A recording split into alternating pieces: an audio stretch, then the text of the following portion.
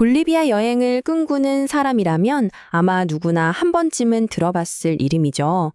바로 우유니 소금 사막입니다. 정말이지 초현실적인 아름다움을 간직한 곳인데요. 오늘 그곳에 대한 이야기를 시작해 보겠습니다. 네, 바로 이 풍경입니다. 정말 많은 사람들이 이 장면 하나 때문에 볼리비아까지 날아간다고 해도 과언이 아니에요. 하늘과 땅의 경계가 사라지는 마법 같은 곳, 우유니 소금 사막의 그 경이로운 모습 속으로 지금부터 저와 함께 떠나보시죠. 자, 모든 여행은 설렘으로 시작하잖아요. 이 여정도 마찬가지입니다. 볼리비아의 수도 라파스에서 비행기를 타고 한 40분 정도 가면요. 바로 이 소금 사막으로 들어가는 입구 우유니 마을이 나옵니다. 여기서부터 진짜 특별한 탐험이 시작되는 거죠. 근데 본격적으로 이 하얀 사막에 들어가기 전에 투어 코스가 꼭 들르는 곳이 있어요. 아주 독특한 랜드마크들이 있는 곳인데 사막의 그 고요함과는 또 다른 이야기를 품고 있더라고요. 투어의 첫 번째 목적지는 바로 기차 무덤입니다. 한번 보세요. 이 광활한 사막 한가운데 시간이 멈춘 것처럼 낡은 기차들이 쭉 늘어서 있잖아요. 정말 강렬한 풍경 아닌가요? 여기가 어떤 곳이냐면 20세기 초반에 볼리비아 광산업이 한창일 때 쓰였던 기차들이 버려진 곳이에요. 지금은 이렇게 시간이 멈춘 듯한 아주 독특한 풍경을 만들어내고 있습니다. 역사를 아주 간단히 살펴보면요. 1907년에 철도가 운행을 시작했는데 1950년대에 광산업이 쇠퇴하면서 이 기차들도 그대로 멈춰버린 거예요. 녹슨 철마들이 사막 풍경이랑 어우러져서 정말 묘한 분위기를 만들어요. 기차 무덤을 지나면 콜찬이라는 작은 마을이 나옵니다. 언뜻 보면 그냥 평범한 시골 마을 같은데 이 마을 집들의 벽돌이 아주 특별한 재료로 만들어졌어요. 바로 소금입니다. 이 콜차니 마을이 소금 사막으로 들어가기 전 마지막 정거장 같은 곳이에요. 여기서 소금을 가공하기도 하고 또 소금으로 만든 신기한 기념품들을 팔기도 하죠. 투어 가이드들도 여기서 점심거리를 챙기면서 본격적인 사막 횡단을 준비합니다. 자, 이제 드디어 이번 여정의 하이라이트죠. 살라르데 우유니. 바로 우유니 소금 사막 그 자체로 들어설 시간입니다. 우유니 소금 사막의 면적이 이게 무려 1만 2천 제곱킬로미터에 달합니다. 상상이 잘 안 가시죠? 정말 어마어마한 크기예요.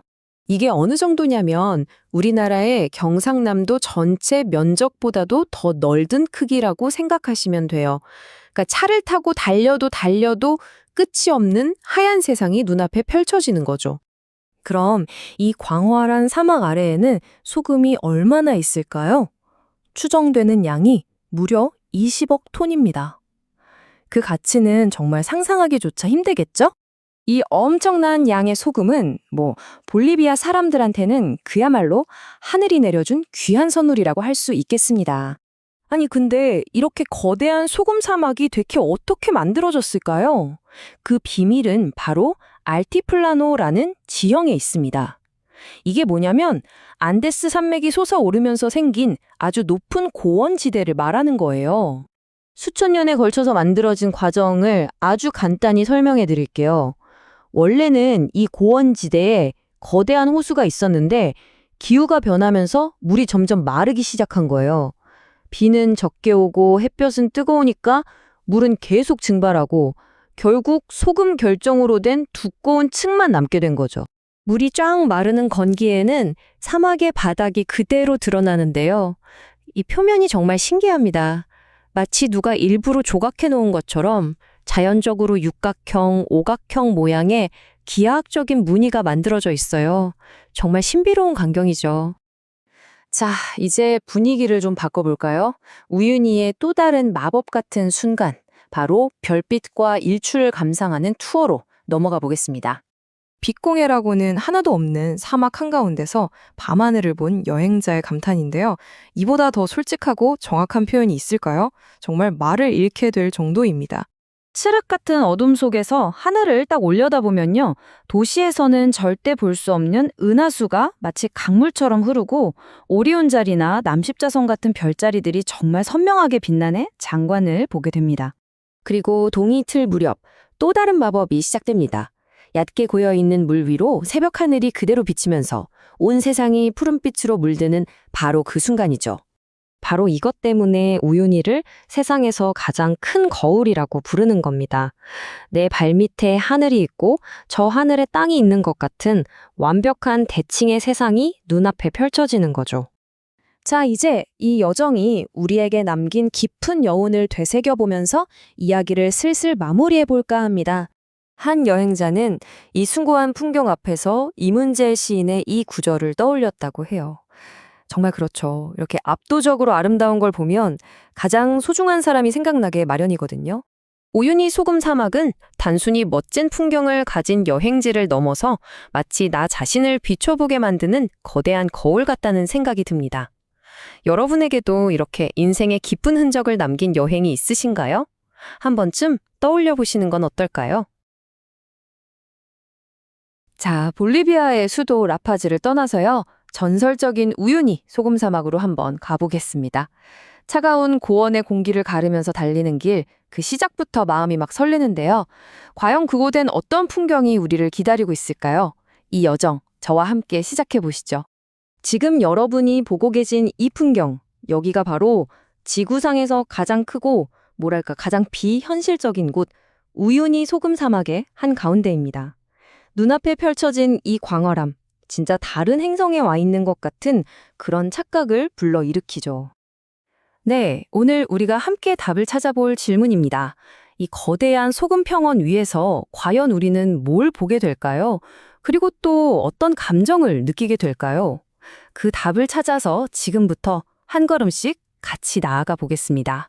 본격적으로 소금 사막을 탐험하기 전에 시간이 딱 멈춰버린 것 같은 아주 특별한 장소에 먼저 들러볼 거예요. 사막 바로 바깥에 있는 아주 유명한 기차 무덤이라는 곳입니다. 이 기차들 좀 보세요. 한때는 이 척박한 땅에 활기를 불어넣었던 주역들이었는데 지금은 이렇게 붉게 녹이 쓴 채로 고요히 잠들어 있습니다. 이 쓸쓸하면서도 아름다운 모습이 사막 풍경이랑 어우러져서 정말 독특한 분위기를 만들죠.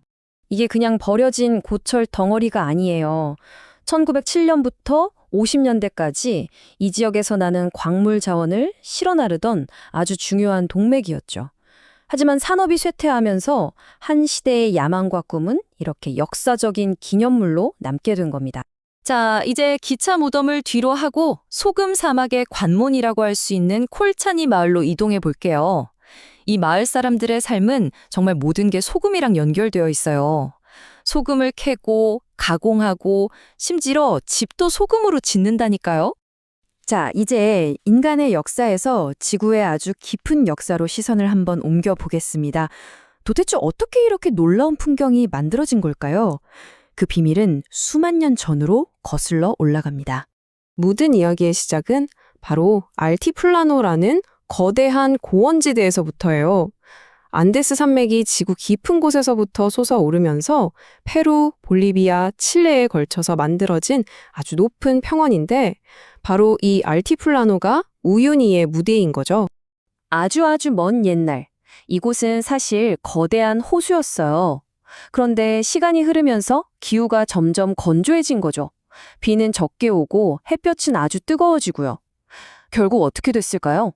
네, 물은 전부 증발해버리고 물에 녹아있던 어마어마한 양의 소금만 남아서 지금의 이 사막을 만든 겁니다. 바로 근처에 있는 티티카카 호수랑 비교해보면 이유가 더 명확해져요. 티티카카 쪽은 비가 충분히 내려서 아직도 거대한 호수로 남아있는데 우유니는 너무 건조했던 거죠. 그래서 결국 사막이 되고 말았습니다.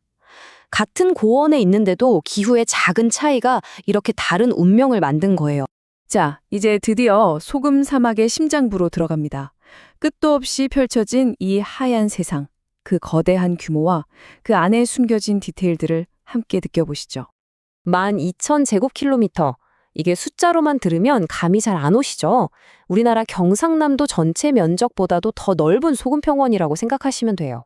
차를 타고 달려도 계속 제자리인 것 같은 느낌, 그 규모가 정말 압도적입니다. 저 멀리 수평선을 한번 보세요. 산들이 꼭 바다 위에 떠 있는 섬처럼 보이지 않나요? 이게 바로 신기루 현상이에요. 신기하게도 가까이 다가가면 이 섬들은 하나로 쭉 이어져서 거대한 산맥의 일부라는 걸 알게 되죠. 자, 이번에는 거대한 풍경에서 시선을 아래로 우리가 딛고 서 있는 발밑을 한번 들여다볼까요? 이 하얀 땅이 그냥 밋밋한 평원이 아니거든요. 정말 놀랍게도요, 바닥이 수많은 육각형 또 오각형 무늬로 가득 차 있어요. 이게 뭐냐면 소금이 물과 함께 증발하고 결정이 되면서 자연스럽게 만들어진 기하학적인 패턴인 거예요. 마치 자연이 빚어낸 거대한 예술 작품 같죠? 이렇게 숭고하고 아름다운 풍경 앞에 서면 이상하게 꼭 생각나는 사람이 있잖아요.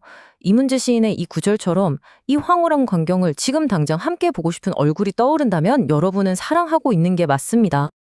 자, 이제 이 여정의 진짜 하이라이트, 가장 영적인 경험이라고 할 수 있는 새벽별 투어와 일출을 맞이할 시간입니다.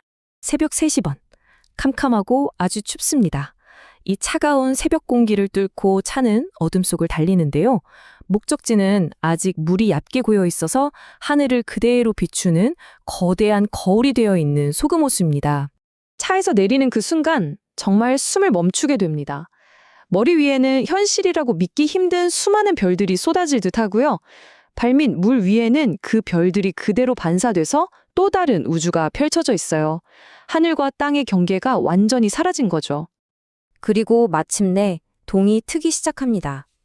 붉은 기운이 서서히 번지면서 하늘과 땅이 뒤섞이는 그 신비로운 광경 속에서 여행자는 마치 세상의 시작을 목격하는 것 같은 강렬한 생명력을 느꼈다고 해요.